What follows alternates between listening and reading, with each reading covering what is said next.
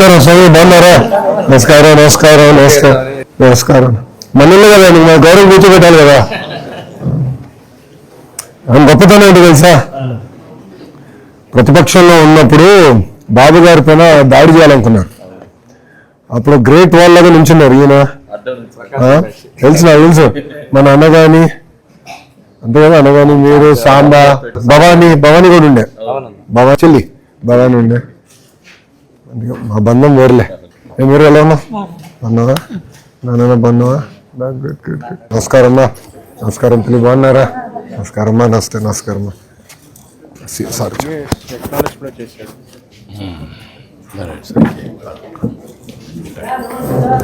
నమస్కారం అమ్మా అందరికీ. నమస్కారం. నమస్కారం అందరికీ. నమస్తే అమ్మా. నమస్తే. నమస్కారం అందరికీ. గుడ్. చాలా సంతోషం అందరికీ. దేశంలో ఏ రాష్ట్రం కూడా చేయని పని మా కోసం మీరు చేశారు సార్. చాలా థ్యాంక్ యూ సార్. కనిపించే దేవుడు, కనిపించే దేవుడు, కనిపించే దేవుడు, వికలాంగులకు కనిపించే దేవుడు. థ్యాంక్ యూ మా. థ్యాంక్ యూ తల్లి. ఏంటంతా బాగున్నారా?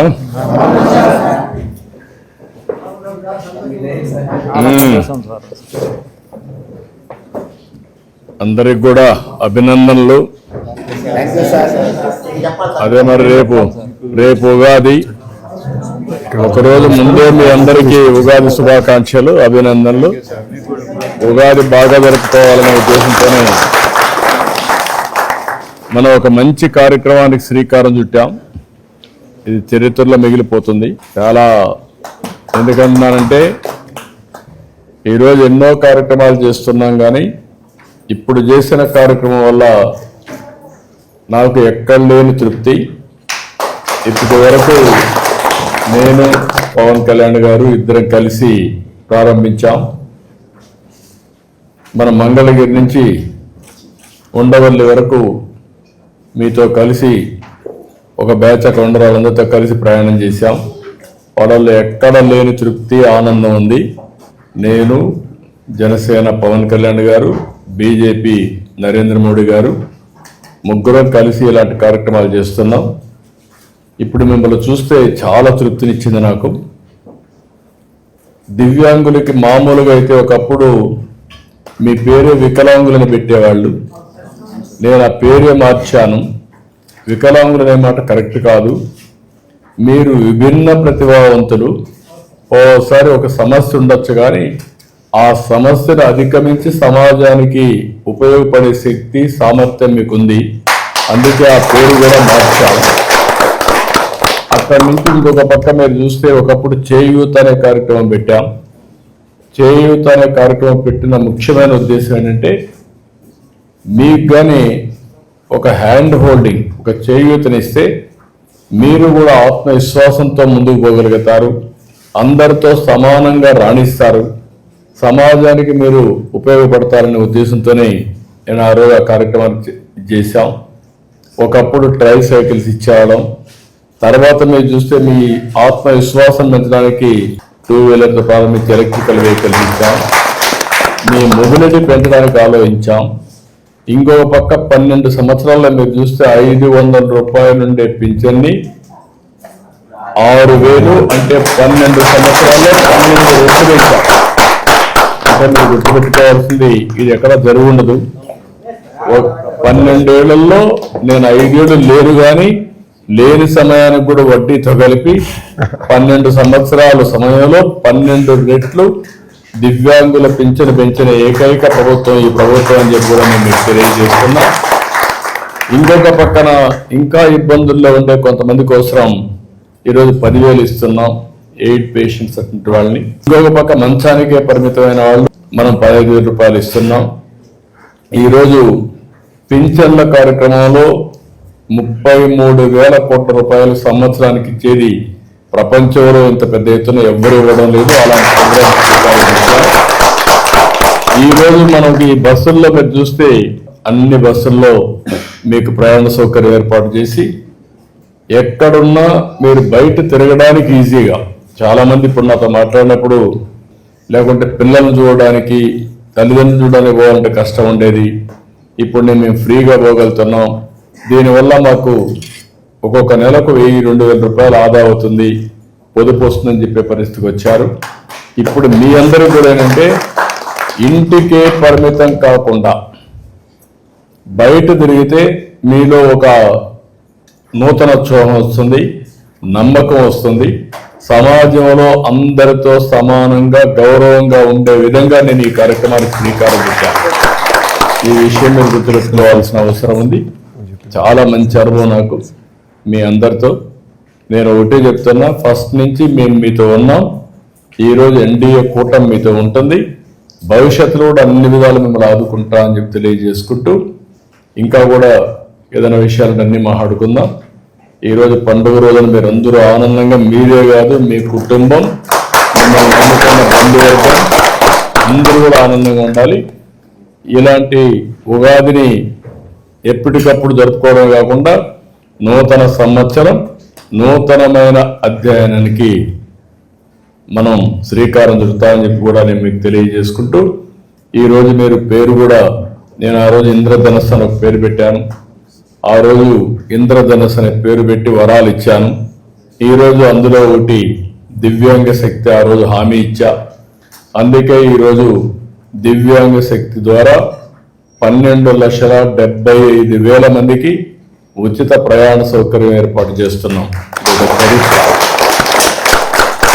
చాలా మంది డబ్బులు లెక్కేస్తారు, కానీ నేను లెక్కేసేది డబ్బులు కాదు, మీ గౌరవాన్ని కాపాడడం కోసం ఈరోజు మేము పనిచేస్తున్నామని మరొక్కసారి తెలియజేసుకుంటూ, చాలా మంచి అనుభవం నాకు.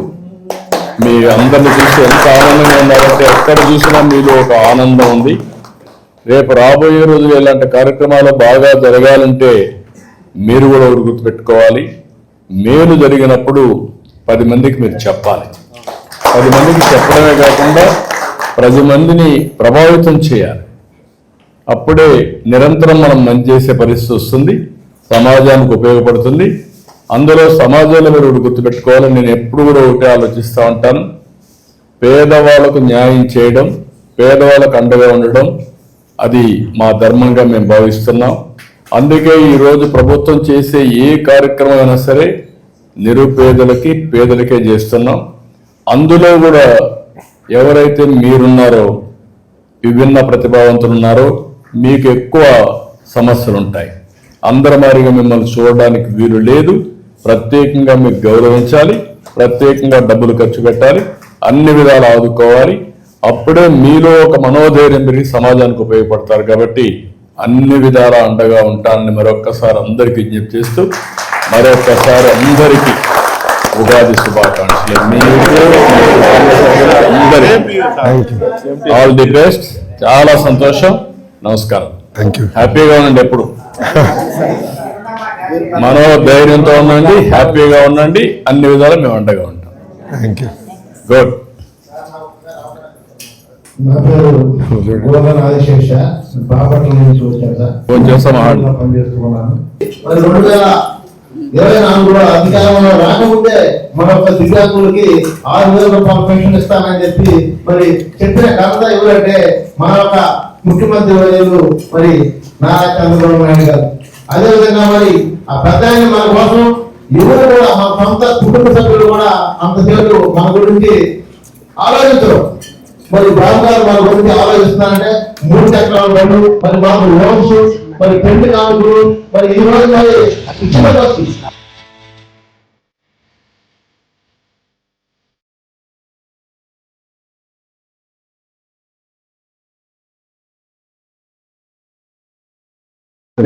తగ్గిందమ్మా ఎస్ఐటు ఏ ఊరు?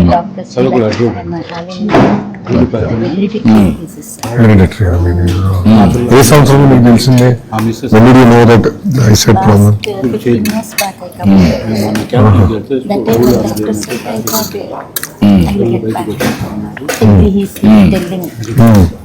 I thought, but gradually it decreased.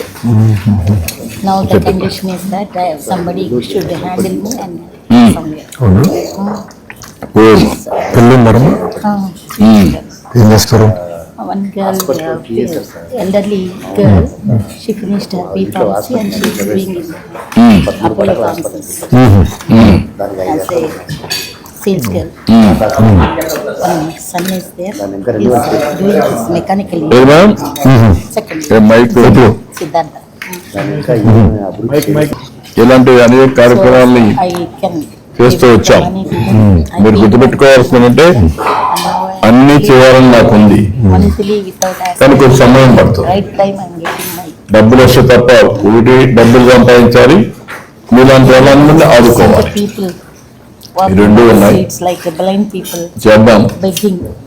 రెండోది ఈ సందర్భంలో మీ అందరికీ సెల్ఫ్ రెస్పెక్ట్. Yes. మందాకృష్ణ మాదిని కూడా అభినందిస్తున్నా. ఆయన కూడా మీకోసం ఎప్పుడు పనిచేస్తూ ఉంటారు, దివ్యాంగుల కోసం. రెండోది కోటేశ్వరరావు కూడా, దోనివల్ల కోటేశ్వరరావు ఎప్పుడు పనిచేస్తూ ఉంటాడు. మీకు అందరికి ఒక స్ఫూర్తి కూడా. ఆయన దివ్యాంగుడుగా వండుకొని ఎన్టీ రామారావు గారు ముఖ్యమంత్రి పార్టీ పెట్టినప్పటి నుంచి ఆయన ముందర స్కూటర్ వేసుకొని బ్రహ్మాండంగా ఎన్ని కిలోమీటర్లను అలసిపోకుండా తిరుగుతూ ఉంటాడు. దగ్గర 45 ఏళ్ళు తిరిగాడు. మీరందరూ కూడా ఆయన స్ఫూర్తిగా తీసుకోవాలి. మీకు చిన్న చిన్న సమస్యలు ఉంటాయి, దాన్ని అధిగమించాలి. వీళ్ళిద్దరిని ఎప్పుడు నేను గుర్తుపెట్టుకుంటాను. ఒకటి మందాకృష్ణ మాదిగా మీకోసం ఎప్పుడూ పనిచేస్తూ ఉంటాడు, అప్పుడు సమైక్యాంధ్ర తర్వాత కూడా. రెండోది కొనుగోళ్ళ కోటేశ్వరరావు అన్నీ చేశాడు.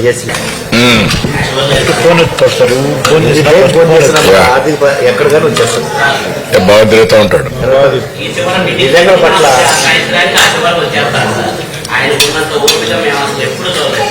అవును, నెల కూడా మాకు ఫోన్ చేస్తాం సార్. గేమ్స్ అంతా నేర్పింది. ఇప్పుడు మీ ఆర్గనైజేషన్ ఎంతవరకు పనిచేస్తా ఉంది సార్? దాదాపు మొత్తం స్టేట్ లెవెల్లో జరుగుతాం సార్.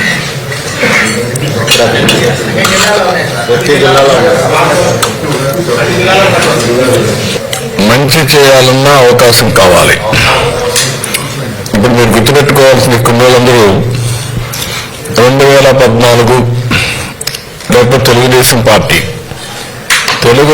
పార్టీ పెట్టిన తర్వాతనే దివ్యాంగుల కోసం ఒక కార్పొరేషన్ పెట్టారు. ఆనాడు ఎన్టీ రామారావు గారు ఫస్ట్ టైం ఒక కార్పొరేషన్ పెట్టి మిమ్మల్ని ఆదుకోవడానికి ముందుకు పోయారు. తర్వాత మీరు చూస్తే ఇటీవల కాలంలో 14 నేను వస్తానని 500 రూపాయల పెన్షన్ని నేను 1500 చేశాను. అదే సమయంలో మళ్ళీ 2018-19 ఆ ప్రాంతంలో 1500 3000 చేశాను. మళ్ళీ 5 ఏళ్ళు ఎవరు ఏం చేయలేదు. మళ్ళీ నేను వస్తాను 3000 6000 చేశాను. అంటే 12 సంవత్సరాల్లో 12 రెట్లు మీ పెన్షన్ పెంచామంటే నాకు భగవంతుడు అవకాశం ఇచ్చాడు, మిమ్మల్ని నేను ఆదుకున్నాను. ఈ విషయం మీరు గుర్తుపెట్టుకోవాలి.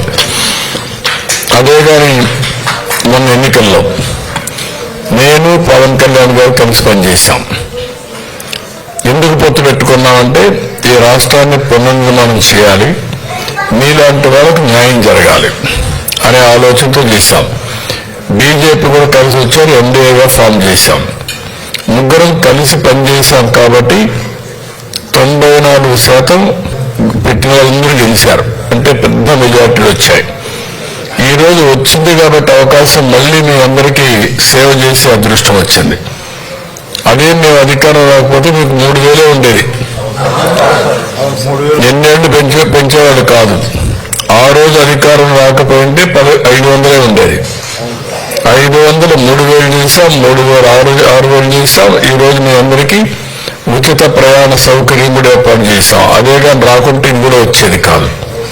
ఈ విషయాలు మీలో ఒక ఆలోచన రావాలి. ఆ రోజు స్కూటర్లు ఇచ్చినా లేకపోతే ట్రైసైకిల్స్ ఇచ్చినా దివ్యాంగులందరికీ ఎక్విప్మెంట్ అన్నీ ఇచ్చాను మేము ఆ రోజుట్లో. నేను పేరే చేయూత అని పెట్టాను. అందరికంటే ఎక్కువగా ఆదరించవలసిన వర్గం దివ్యాంగులు. అందరికీ కాస్తో కోస్తో ఆస్తి లేకపోయినా శారీరకంగా కష్టపడగలుగుతారు. మీకు శారీరకంగా కష్టపడే శక్తి ఉండదు. అందుకే మీరు మరీ దిగులు పడిపోకుండా మీకు ఒక మాట చెప్పేవాడిని, మీరంతా కూడా తెలివైన వాళ్ళు, తెలివి ఉపయోగించండి అని కూడా నేను ఫస్ట్ నుంచి చెప్పాను. రెండోది టెక్నాలజీ కూడా వాడమన్నా మిమ్మల్ని. అందుకే ల్యాప్టాప్లు కూడా ఇచ్చాం మీకు. ల్యాప్టాప్లు కూడా ఇచ్చి మీకుండే సమస్యను అధిగమించడానికి కూడా దోహదం చేశాం. కాబట్టి మీలో ఎప్పటికప్పుడు ఒకసారి వచ్చారు, కూర్చున్నాం, మాట్లాడా, వెళ్ళామని కాకుండా మంచి జరగాలంటే శాశ్వతంగా ఈ మంచి చేసిన వ్యక్తులను మీరు రిమైండ్ చేయాలి. ఇప్పుడు మీరు అందరూ ఉన్నారు. ప్రతి నెల మొదటి తారీఖున పేదల సేవలో అని పేరు పెట్టి మీరు నిద్రలేయంగానే నిద్రలే పింఛన్ ఇస్తున్నాం. మళ్ళీ మీకు పింఛన్ ఇచ్చిన తర్వాత ఎక్కడిచ్చాడో టెక్నాలజీ ద్వారా ఆడిట్ చేసుకుంటున్నాం. అది అయిన తర్వాత మళ్ళీ మీ అందరికీ ఒక మెసేజ్ పంపిస్తున్నాం. కరెక్ట్గా ఇచ్చారా, డబ్బులు అడిగారా, గౌరవంగా ఇచ్చారా అని అడుగుతున్నా. దేనికోసమేమని మీకు మెరుగైన సేవలు అందించాలి. ఎవరు కూడా మిమ్మల్ని చులకనగా చూడకూడదు. నేను ఇచ్చే డబ్బులు గౌరవంగా మీకు అప్పచెప్పాలి అనే ఉద్దేశంతో ఇవన్నీ చేస్తున్నాం. అదే మన పార్టీ వాళ్ళే కాదు, నేను జనసేన, తెలుగుదేశం, బీజేపీ కార్యకర్తలే కాకుండా అందరూ కలిసి చేయాలి. ఇది ప్రజా ఉద్యమంగా కావాలి. అందరూ భాగస్వాములు కావాలి. మీరు 10 మంది ఉన్నారంటే 100 మందిని తయారు చేయాలి, 100 మంది 1000 మంది తయారు చేయాలి. అందరం కూడా ఆనందంగా పనిచేసే పరిస్థితి రావాలి. అప్పుడే శాశ్వతంగా మన సమస్యలు పరిష్కారం అవుతాయి. సార్ నమస్తే సార్, నా పేరు గుట్లపల్లి సాయి మోహన్ ఫ్రమ్ ఒంగోలు సార్. విషయం ఏంటంటే సార్, ఈరోజు భారతదేశంలో ఏ రాష్ట్రంలో కూడా దివ్యాంగులకు సంబంధించి ఇన్ని మంచి పథకాలు ఇంత సౌకర్యంగా ఇంత జాగ్రత్తగా ప్రభుత్వం ఒక బాధ్యతగా తీసుకొని మాకు చేస్తున్న ఈ ఏదైతే చేయుతుందో సార్, ఎక్కడా కూడా అంటే మిగతా రాష్ట్రాలు ఇంతగా లేదు సార్. అలానే కొన్ని ప్రపంచ దేశాల్లో కూడా చూస్తే కొన్ని దేశాలు ఇంకా అసలు మా వికలాంగుల దాని మీద అసలు కొన్ని ఐక్యరాజ్య సమితి గుర్తించి ఏమో చేయట్లేదు సార్. ఇక్కడ మనం చేసేది యావత్ భారతదేశానికే కాకుండా కొన్ని దేశాలకు కూడా స్ఫూర్తిదాయకం సార్. దీనికి మేము ఇక్కడ దివ్యాంగులో పుట్టిన బాధ కంటే మీరు మమ్మల్ని చూపించే ప్రేమతో మేము చాలా గర్వంగా సంతోషంగా బతుకుతున్నాం సార్. ఈరోజు మేము డబుల్ పీజీలు చేసి ప్రజాసేవలో కూడా మేము ఉన్నామంటే దానికి స్ఫూర్తి మీరే సార్, మా అంగవైకల్యం కూడా లెక్క చేయకుండా. అయితే మా వైపు నుంచి ఇంకో చిన్న సబ్మిషన్, మీరు ఇంత బాగా చేస్తారు. మాకు దివ్యాంగుల ఉద్యోగాలు, ప్రభుత్వ ఉద్యోగాలు మాకు రిజర్వేషన్ కలిసి ఇస్తున్నారు సార్. అయితే మొన్న మీరు ఏదైతే భారతదేశంలో ఏ రాష్ట్రం లేనంత మీరు మాకు పెన్షన్లు పెంచి గత ప్రభుత్వం ఇచ్చే దొంగ పెన్షన్లు ఏదైతే క్రమంలో మీరు సర్టిఫికేట్స్ కూడా వెరిఫికేషన్ చేశారు సార్, దానికి మీకు చాలా ధన్యవాదాలు. ఎందుకంటే మా ముసుగులో దొంగ సర్టిఫికేట్ పెట్టి సకలాంగులు లబ్ధి పొందుతున్నారు. అలాగనే సార్ తమకి మా సైన్స్ ఇంకో చిన్న సబ్మిషన్, పెన్షన్లకి ఎలా అయితే వెరిఫికేషన్ చేశారో ప్రభుత్వ ఉద్యోగాలు పొందిన దివ్యాంగులు ఒక్కసారి మీరు వెరిఫై చేసి మీరు వాళ్ళ వెరిఫికేషన్ బోర్డుకి వెళ్తేనే వాళ్ళకి శాలరీస్ ఒకసారి పెట్టి సార్. ఈ రోజు చాలా మంది ఉద్యోగాలు దొంగ సర్టిఫికేట్తో పొంది మాకు అడ్డం వచ్చి ప్రమోషన్స్ లో కూడా ఈ రోజు అడ్డుకునే పరిస్థితి ఉంది. మేము ఫైట్ చేయలేక అల్లాడిపోతున్నారు సార్ మన వాళ్ళు. మా యందు దయ ఉంచి ఒక్కసారి మీరు మా ప్రభుత్వ ఉద్యోగాలు వికలాంగుల్లో కూడా ఒకసారి వెరిఫికేషన్ పెట్టాలని కోరుకుంటున్నాం సార్. అలాగే ఇంకొక చిన్న submission sir, last and final. ఈరోజు ఎస్సీ కమిషన్, ఎస్టీ కమిషన్, మహిళా కమిషన్ ఎలా అయితే ఉన్నాయో మా దివ్యాంగుల్లో చాలా ఇబ్బందులకు గురవుతూ కొన్ని వేదనలకి కొంతమంది మానవత్వం లేని వాళ్ళ వల్ల మేము ఇబ్బంది పడుతున్నాం సార్. మాకు కూడా చట్టంలో ఉంది సార్ దివ్యాంగుల కమిషన్ ఏర్పాటు చేయాలని. మీరు పెద్ద మనసుతో భారతదేశ రాజ్యాంగాన్ని అనుసరించి మా చట్టాన్ని అనుసరించి మాకు కూడా కమిషన్ ఏర్పాటు చేస్తే మాకు రక్షణగా ఉంటుందని మేము కోరుకుంటున్నాం sir. Thank you sir. Okay నేను మాట్లాడతాను. ఇంకా మంగళగిరి నుంచి వచ్చానండి. ఇక్కడ మంగళగిరిలో నారా లోకేష్ గారు మంగళగిరి నియోజకవర్గంలో నేను 15 సంవత్సరాల నుంచి ఉన్నా ఏ రోజు అభివృద్ధి చూడలేదు. ఈరోజు చాలా అభివృద్ధి చూస్తున్నాను. మంగళగిరిలో అభివృద్ధి చూసి రాష్ట్రం అంతా అలా జరుగుతుంది. కాబట్టి సార్ నారా లోకేష్ గారు ఆధ్వర్యంలో పనిచేయటము చాలా సంతోషకరంగా ఉంది. వికలాంగుల పెన్షన్ 3,000 కానీ 6,000 చేసిన ఘనత కేవలం నారా చంద్రబాబు నాయుడు గారికి, కూటమి ప్రభుత్వానికే చెందుతుంది. గుంటూరు పశ్చిమ నియోజకవర్గం ప్రతిపాదకులకు అధ్యక్షులు సార్. ట్విట్టర్లో సార్ ఒక అంధ మహిళ సార్, చిన్న అమ్మాయి పేరేచల్ల గ్రామంలో ఉంటుంది సార్. ఆ అమ్మాయి ట్విట్టర్లో పేపర్లో నాకెవరూ లేరని చెప్పి ఆ అమ్మాయి ఆటో వాళ్ళు ఎవరో పెళ్లి చేసుకుని ఆ అమ్మాయిని వదిలేసి వెళ్ళిపోయారు సార్. చిన్న బాబు ఆ అమ్మాయికి. ఆ వార్తను కూడా అన్నయ్య పట్టించుకొని ట్విట్టర్లో చూసి పేపర్లో చూసి ఆ అమ్మాయికి ఇమీడియట్లుగా గవర్నమెంట్ హాస్పిటల్లో జాబ్ ఇప్పించారు సార్. దానికి లోకేష్ అన్న గారికి ఎంతో కృతజ్ఞతలు సార్. అసలు తనగా చనిపోవాలని అనుకున్న టైంలో సార్ చివరికి మరి అన్నయ్య దగ్గరికి ఎలా వెళ్ళిందో ఆ న్యూస్ కానీ ఖచ్చితంగా నెక్స్ట్ రోజు కలెక్టర్లు, ఎంఆర్ఓలు, ఆ హాస్పిటల్ సూపరింటెండెంట్ గారు అందరూ పరిగెత్తారు సార్. ఆ అమ్మాయికి చిన్న జాబ్ ఒకటి ఇచ్చి టిట్కో హౌస్ కూడా ప్రజెంట్ చేశారు సార్. దానికి లోకేష్ అన్న గారికి ఎంతో అసలు కృతజ్ఞత చెప్పుకున్నాం సార్. అసలు సార్ నమస్తే సార్, నా పేరు రాజు, నేను కడప నుంచి వస్తున్నాను సార్. సార్ మామూలుగా తిరుమల దర్శనానికి వెళ్ళినప్పుడు సార్ కొంచెం ఈ ఆన్లైన్ వల్ల ఇబ్బంది అవుతుంది సార్. చదువు రాని వాళ్ళు ఉంటారు, వాళ్ళు యాప్ ద్వారా ఆన్లైన్ బుక్ చేసుకుని చాలా కష్టంగా సార్. వాళ్ళు మళ్ళీ మీరు ఆఫ్లైన్ చేస్తే చాలా బాగుంటుందని సార్. ఇది ఆ బస్సులో వచ్చేప్పుడు కూడా చెప్పారు సార్, ఇది కోవిడ్ అప్పుడు గత ప్రభుత్వం తీసేసింది సార్. అది కోవిడ్ అప్పుడు తీసేశారంట సార్. అది మళ్ళీ రీఇన్స్టేట్ చేయమని కోరారు సార్. అది ఏ గారు నేను అంటే 2 ఆస్పెక్ట్స్ ఉన్నాయి ఇక్కడ.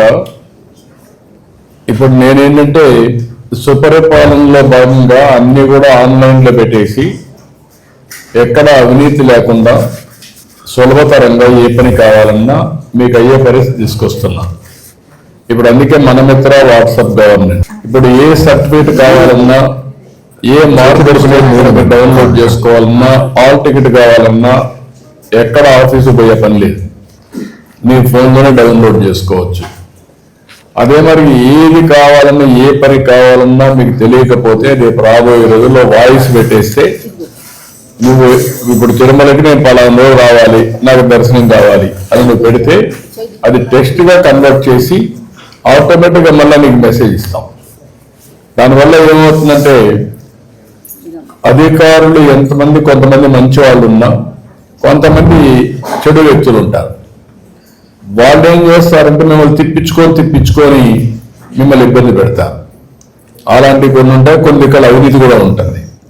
అవినీతి పోవాలి, తిప్పించుకునే పని ఉండకూడదు. ఎప్పటి పని అప్పుడు అయిపోవాలి. అది రావాలంటే రాబోయే రోజుల్లో టెక్నాలజీ తప్ప వేరే మార్గం లేదు. నేను అందుకనే అనేకమైన ఇప్పుడు మీరందరూ చూస్తే మీకు అందరికి ఐడియా ఉండాలి. మీరందరూ పాత రోజులు ఆలోచిస్తూ ఉంటారు, నేను మళ్ళీ భవిష్యత్తు గురించి ఆలోచిస్తూ ఉంటా. పేదవాళ్ళందరికీ సూపర్ 6 హామీ ఇచ్చాం.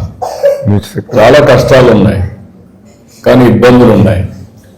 ఇబ్బందులు ఉంటే కూడా నేను చెప్పిన మాట నిలబెట్టుకోవాలి అనే ఉద్దేశంతో మొదటి తారీఖున ఎవరికి ఏది రాకపోయినా నేను చెప్పిన మీకు మాత్రం పింఛను మీ ఇంటికి వచ్చి ఆ రోజు మీకు ఇచ్చే బాధ్యత తీసుకొచ్చాను.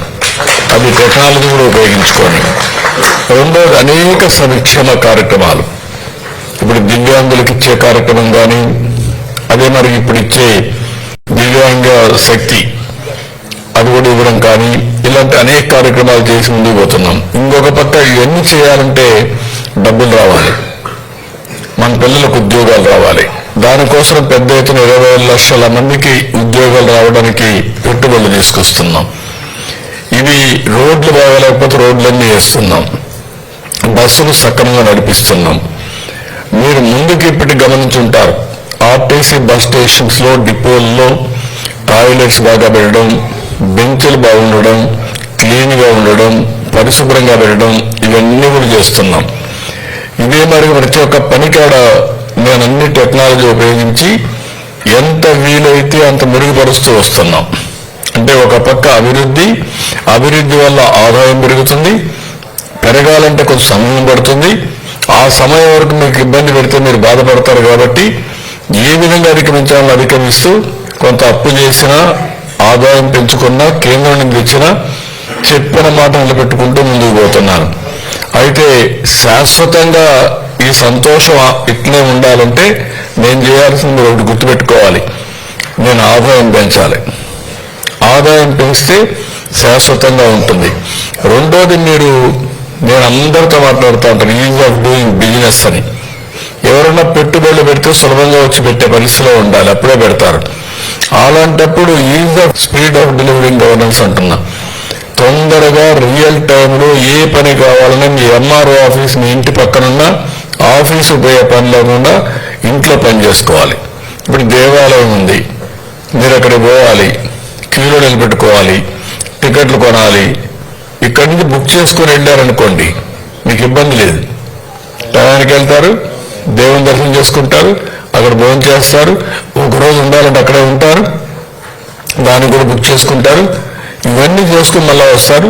అక్కడ పరిశుభ్రంగా పెడితే మీరు ఆరోగ్యం బాగుంటుంది. ఇలాంటి వినూత్నమైన కార్యక్రమాలు మనం అమలు చేస్తున్నాం. ఇది కూడా మీరు గుర్తుపెట్టుకోవాలి. లేదు మాకు పాతలే పెట్టమంటే నేను పెడతా, మళ్ళా పాత రోజులకే పోతాను తప్ప కొత్త రోజులు వచ్చే పరిస్థితి ఉండదు. నేను అన్ని మార్పులు తీసుకొస్తున్నా. అవసరమైతే మీ అందరికీ శిక్షణ కూడా మీ ఊర్లకే మనుషులు పంపిస్తా. మరీ పాపం కష్టాల్లో ఉంటే ఒకరిద్దరికి ఫోన్ లేకపోతే ఫోన్ కూడా ఇప్పించి డిజిటల్ అనేది అందరికీ అందుబాటులో ఉండాలి. ఫోన్లు అనేటివి కొంతమంది డబ్బులు ఉండే వాళ్ళకి అందుబాటులో పెట్టడం, మిగిలిన వాళ్ళు పెట్టకుండా పోవడం కరెక్ట్ కాదు. కొంతమంది డిజిటల్ లిటరసీ కూడా ముఖ్యం. అంటే ఫోన్ ఉంటుంది, వాడేది తెలియదు, అది కూడా నేర్పించాలి. అప్పుడు నేర్పిస్తే మీరు ఎవరిపైన ఆధారపడరు. ఒకవేళ మీరు ఆపరేట్ చేయలేకపోతే ఫోన్ ఆన్ చేసి మీరు మెసేజ్ పెడితే దాన్ని టెక్స్ట్గా కన్వర్ట్ చేసి మళ్ళా మీ పని చేసే బాధ్యత తీసుకుంటాను. అంటే ఎన్ని మార్గాలు ఉన్నాయో అన్ని మార్గాల ద్వారా మీకు మంచి జరగాలని నా అభిలాషం, నా ఆకాంక్ష. మీరు గుర్తుపెట్టుకోవాలి. కాబట్టి మీరంతా పాత రోజులు ఆలోచించదండి. నేను చెప్పేటప్పుడు మీరు అర్థం చేసుకోండి. Everyday innovation. ఆ ఇన్నోవేషన్లో మనం ముందుకు పోవాలి. కొత్త వరవడికి నాంది పలకాలి. అప్పుడే మనకు ఆనందంగా ఉంటుంది. మీరేమి అందరికంటే కూడా పట్టుదలలో మీరు మారిపోయారు. గుర్తుపెట్టుకోవాలి. మీరు మీ మనసులో పడితే మీరు కఠోర శ్రమ చేయగలుగుతారు. అది సాధించే వరకు నిద్రపోరు. అది నాకు తెలుసు మిమ్మల్ని. కాబట్టి మీరు అది గుర్తుపెట్టుకొని మీరు చేయండి. టెక్నాలజీ ఉపయోగించండి, తెలివితేటలు ప్రయోగించండి, వచ్చిన అవకాశాలు అందిపుచ్చుకోండి. నేను అన్ని విధాల అండగా ఉంటాను. ఇప్పుడు ఈరోజు చేసే ఈ కార్యక్రమం మీరు చూశారు, మీరు కూడా ఊహించుంటారు. నేను చేశాను. ఎందుకు చేశానంటే నా బాధ్యతకం చేశాను. ఇప్పుడు అక్కడక్కడ చిన్న చిన్న లొసుగులు ఉంటాయి కూడా చెప్తున్నారు. దివ్యాంగుల కోసం ఇప్పుడు స్పోర్ట్స్ పెట్టాము. ఎందుకు పెట్టామంటే మీలో కూడా కాంపిటీషన్ ఉండాలి, మీలో కూడా నిరంతరం దేంట్లో కూడా తక్కువ కాకూడదని రావాలి. ఈవెన్ మీరు ఒలింపిక్ గేమ్స్ కూడా పోయే పరిస్థితి రావాలి ఇక్కడి నుంచి. అది కూడా చేస్తాం. ఉద్యోగాల్లో కూడా ఇప్పుడే మిత్రుడు చెప్పాడు, పోయిన గవర్నమెంట్లు చాలా తప్పులు చేశారు.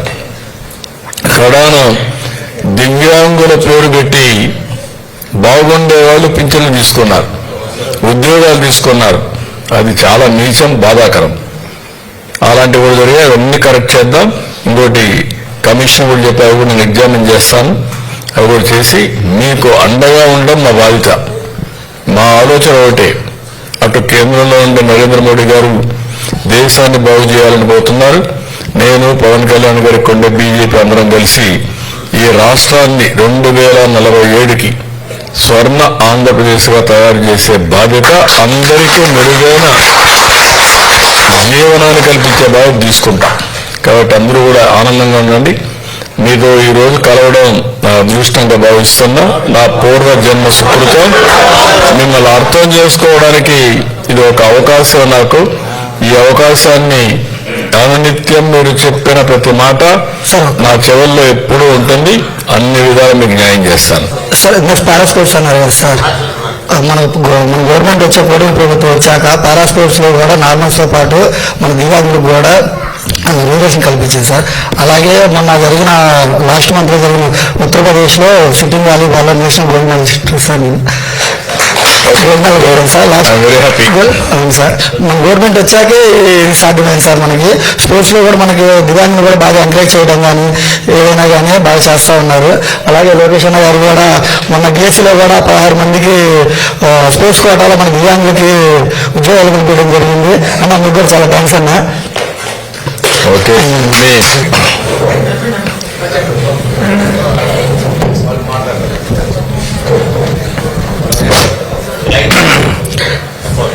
ఆంధ్రప్రదేశ్ గవర్నమెంట్ వాళ్ళు, కుటుంబ ప్రభుత్వం వాళ్ళు మరి ఈరోజు రాష్ట్రంలో ఉన్న దివ్యాంగులందరికీ ఉచితంగా బస్ ప్రయాణం కల్పిస్తున్నారు. మరి అదేవిధంగా నెలకు 1వ తారీఖు కరెక్ట్గా 6,000 రూపాయల పెన్షన్ ఇంటికాడికి వచ్చి ఇప్పించడం మరి దేశ చరిత్రలో ఎక్కడ లేదు. మొట్టమొదటిసారిగా మన రాష్ట్రంలో అమలు చేస్తున్నారు. స్పోర్ట్స్కి సంబంధించి ఒక చిన్న రిక్వెస్ట్ సార్ మీతోటి, మాకు స్పోర్ట్స్ ఆడుకోనికే స్టేడియామ్స్ ఉన్నాయి కానీ అకామిడేషన్ చేసుకోనికి మాకు అక్కడ అకామిడేషన్ లేదు. ప్రతి స్టేడియంలోనూ మాకు అకామిడేషన్ కట్టిస్తే మేము స్పోర్ట్స్ మంచిగా ఆడుకుంటామని తెలియజేస్తున్నాము.